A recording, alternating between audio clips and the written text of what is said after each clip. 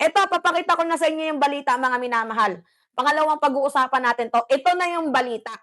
As of the moment, May 14, 2026, eto, tingnan ninyo, dapat mayroong ma-fired dito, dapat matanggal bilang senador ng bansang Pilipinas itong si Bato, si Bato at si Robin Padilla. Nakikita ninyo, mga minamahal? Yan nakatakas na. Bato allegedly sneak out of the Senate with Robin's help. Sobrang linaw. Pakita ko sa inyo, nakatakas na. Bato allegedly sneaks out of the Senate with Robin's help. Ang ina mo, Robin. Tragisan ka. 'Di ba?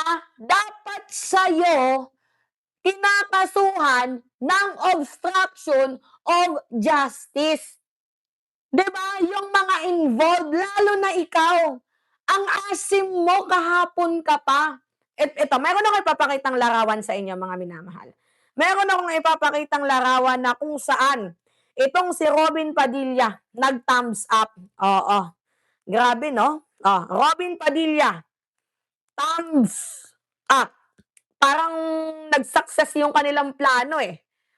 Mga minamahal, kahapon ito ay kagabi, Robin Padilla, yung nag-success yung kanilang plano. Tingnan ninyo. Ito yung nag-thumbs up si Robin. See?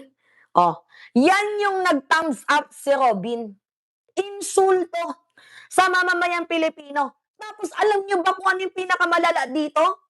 Nanonood si Bato de la Rosa habang nagla-live sa Senado. Oo, meron akong ipapakitang picture. Senator Bato de la Rosa is watching. Tingnan ninyo Gaano kadami yung nanonood kagabi na live viewers? 35,800 kasi lahat kinakabahan.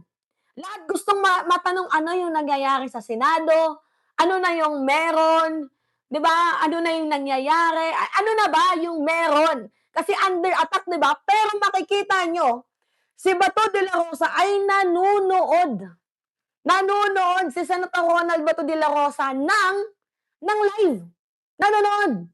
Habang nagkakaroon ng atake sa Senado. Bakit ka manonood ng live? Sige nga. Bakit ka manonood ng live? Bakit ka manonood ng live habang nagkakaroon ng atake sa loob ng Senado? Di ba yung account na yan, ikaw lang yung may access? Grabe, niloloko nyo kami. Walang ganunan. Tapat kami. 'Di ba? Sa inyo. Kasi binoto namin kayo kasi inaasahan namin na tutulong kayo. Pero grabe yung drama ninyo. Kaya nga, Aquaboy, yan, isa pa, yung CCTV. CCTV should be visible at the airport and where you go. Yan, inaantay din natin yung CCTV report dyan nga po sa airport. Pero unahin muna natin yung CCTV report sa Senado bago yung sa airport. Unahin muna natin, mga minamahal. Kasi, eto, imagine nyo, nagkaputukan kagabi. May mga media. Oo, kagabi, ginamit pa nila yung media. Pero ano yung nangyari? Hindi man lang ipinakita kung saang parte, saang kwarto nangyari yung putukan. Kagabi, hindi pinakita. Ngayong umaga, nakita natin, lahat ng putok nasa itaas. Nasa itaas lahat ng putok. Kala ko ba nagpalitan ng bala? Bakit lahat ng putok sa taas? Kung ako ang investigador, mapapasabi ako, paano nag-away to? Lahat ng tama ng baril nasa taas, hindi nasa ilalim. Kung talagang totoong nagpalitan ng putukan, dapat lahat ng putok, taas, baba, meron kung nagkaroon ng sagupaan. 'Di ba? Kaso hindi Lahat ng putok nandun sa taas. 'Di ba, mga minamahal? Diyos ko, kaya paano mo ipapaliwanag to sa amin, Cayetano, Robin Padilla, itong pagtakas? 'Di ba? Di ba to de la Rosa? Grabe. Sabi din na nag-comment, when Bato arrived, Robin was provoking Kiko. And afterwards, there was a commotion inside the Senate building. What a coincidence. The incident was so shocking. Para sa akin, the incident is very scripted. With so many shots, no one died. Tama. Tama ka, Ruel Manuel. Sa daming putok na nangyari, walang namatay. Hindi natin hinihiling na merong namatay, ha? Hindi natin hinihiling. Pero kulang sa drama, eh. Kung merong putukan, dapat merong namatay dyan. 'Di ba? Kung merong putukan, merong namatay dyan. Kaso wala. Walang namatay, mga minamahal. At hindi alam kung sino yung gunman. Sino ba yung gunman? Tanungin ko nga kayo, sino ba ang gunman? Hindi niyo nakita ang daming tao sa Senado? Hindi niyo man lang nalaman kung sino yung gunman? Sige nga, wag niyo kaming pinaglololoko. Sino ba yung gunman? Oh, wala silang mabanggit, hindi man lang nila mapusasan. Tapos ngayon isinisisi nila lahat ng bintang kay Melvin Matibag. Oh, wow, ang galing ninyong umakting mga hindot kayo. Gigil niyo si ako. Basahin natin 'tong balitang 'to. Sabi diyan, mga minamahal, Senator Ronald Bato de la Rosa wanted by the International Criminal Court for crimes against humanity charges is rumored to have slipped out of this Senate. No. Sabi pa diyan, mga minamahal, grabe no? Saang bansa kaya si Bato pumunta?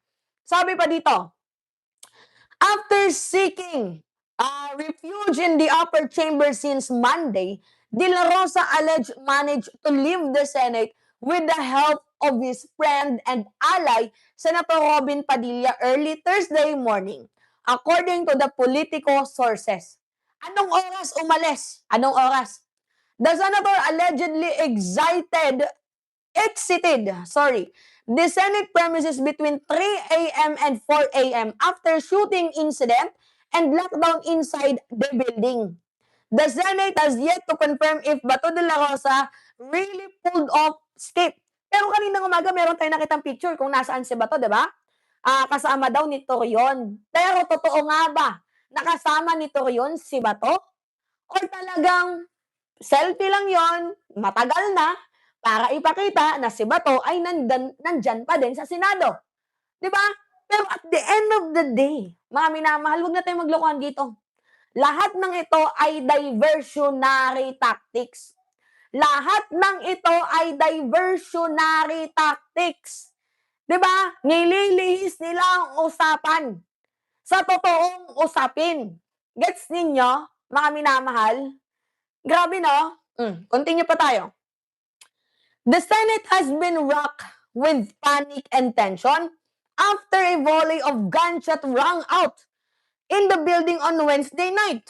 The incident occurred shortly after De La Rosa cautioned about him imminent arrest by the government security forces and asked supporters to gather outside the Senate for prayer vigil to prevent his ICC turnover. Ganito yan yung hugot ni Bato. Iisipin kasi ni Bato de la Rosa, tangay na hinuhuli na lang din naman ako. Hindi ako makaalis dito sa Senado. Tatakas na lang ako. Lilipad na lang ako ng ibang bansa. 'Di ba? Parang ganon. Eh ngayon, kung titingnan natin yung timeline, anong oras ba nangyari or naganap ang putukan? Around alas 7. 'Di ba? Alas 7 or alas 8 if I am not mistaken. Tapos syempre, mayroong mga balita, 'di ba? Ano yung mga balita na may ano daw, merong aarestuhin daw, naka-vest na sila naka-bullet proof na sila. Actually kagabi, I am excited because di ba nandun ako sa Senado, naninigaw na Sara litisin, Bato arestuin. Nandun ako, mga minamahal, sa Senado kahapon. Umuwi kami ng masaya. Ang dami nag-message sa akin, Mima, okay lang ba kayo? Mima, ano na nangyari sa inyo? Mima, nandyan ka pa ba sa Senado? May nangyaring putukan eh. Ngayon sabi ko, anong putukan? Anong putukan? Taka ako. Putragisan, putukan na pala sa loob ng Senado. Ngayon, itong putukan na to, hindi basta-bastang putukan. Literal na putukan talaga na ini-insist nila na merong barel. Ngayon, ito nga yung tanong ko, may putukan, bakit walang namatay? Sa dami ng tao sa Senado, bakit walang nakadakip? Kung sino man yung gunman. Di ba pala isipan? Gets ninyo, mga minamahal?